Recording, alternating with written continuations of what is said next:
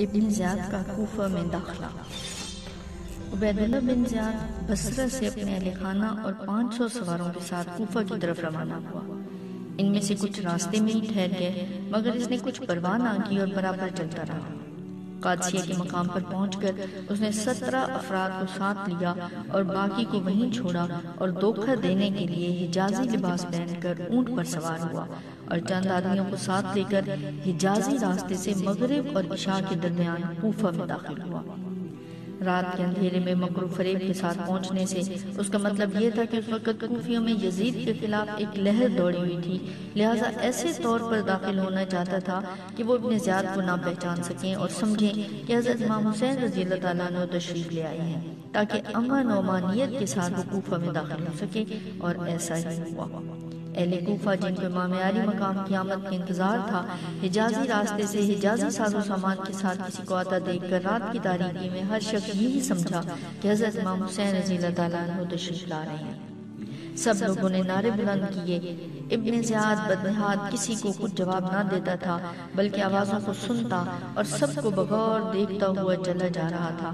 شور سن کر اور بھی لوگ گھروں سے نکل آئے اور ہر شخص فرزند رسول صلی اللہ علیہ وآلہ وسلم سمجھ کر ساتھ ساتھ آگے بڑھنے لگا۔ جب مجمع بہت زیادہ ہو گیا اور نوبت یہاں تک پہنچی کہ راہ چلنے میں رکاوٹ پیدا ہونے لگی، تو اس وقت مسلم بن عمرو باہلی جو ابن زیاد کے ساتھ تھا، اس نے پکار کے کہا، راستہ چھوڑو، یہ امیر عبیداللہ بن زیاد ہیں۔ ان الفاظ کو سن کر لوگوں کو بہت رنج ہوا۔ افسوس کرتے ہوئے سب اپنے اپنے گھروں کو واپس ہو گئے اور صرف 10-20 آدمیوں کے ساتھ ابن زیاد گورنر ہاؤس میں داخل ہوا۔ گورنر ہاؤس میں داخل ہونے کے بعد ابن زیاد نے عام اعلان کرنے کا حکم دیا، منادی کی گئی اور لوگ جمع ہو گئے۔ ابن زیاد گورنر ہاؤس سے نکل کر لوگوں کے پاس آیا اور اللہ کی حمد و ثنا کے بعد خطاب کیا، امیر المومنین یعنی یزید نے مجھے تمہارے امور، تمہاری حدود اور تمہارے اموال پر حاکم بنا کر بھیجا ہے۔ انہوں نے حکم دیا ہے کہ میں تمہارے مظلوموں کے ساتھ انصاف کروں اور حاجت مندوں کو عطا کروں، مدعی اور فرما برداروں پر احسان کروں اور تم میں سے مشکوک اور نافرمان لوگوں پر سختی کروں۔ میں تم پر اس کے احکام نافذ کروں گا اور ان احکام کی پیروی کراؤں گا۔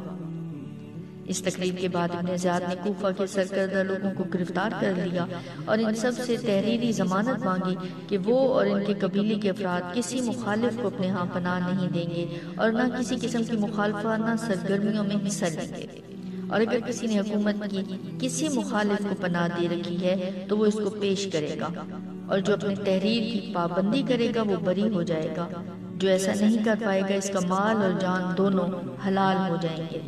اس کو قتل کر کے اسی کے دروازے پر لٹکا دوں گا اور اس کے تمام لواحقین بھی محفوظ نہیں رہیں گے۔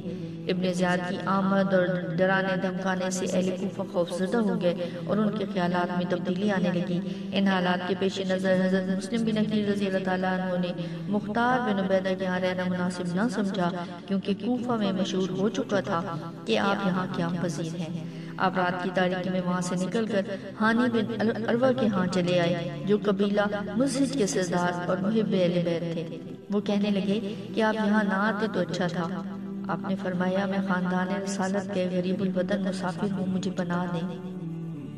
ہانی نے کہا کہ اگر آپ میرے مکان میں داخل نہ ہو چکے ہوتے تو میں یہ کہتا کہ آپ یہاں سے چلے جائیں، لیکن اب میری غیرت کے خلاف ہے کہ میں آپ کو گھر سے نکال دوں۔ ہانی نے مکان کے عورتوں والے حصے کے محفوظ کمرے میں آپ کو چھپا دیا اور سوائے محدود مخصوص لوگوں کے دوسروں کو اس راز سے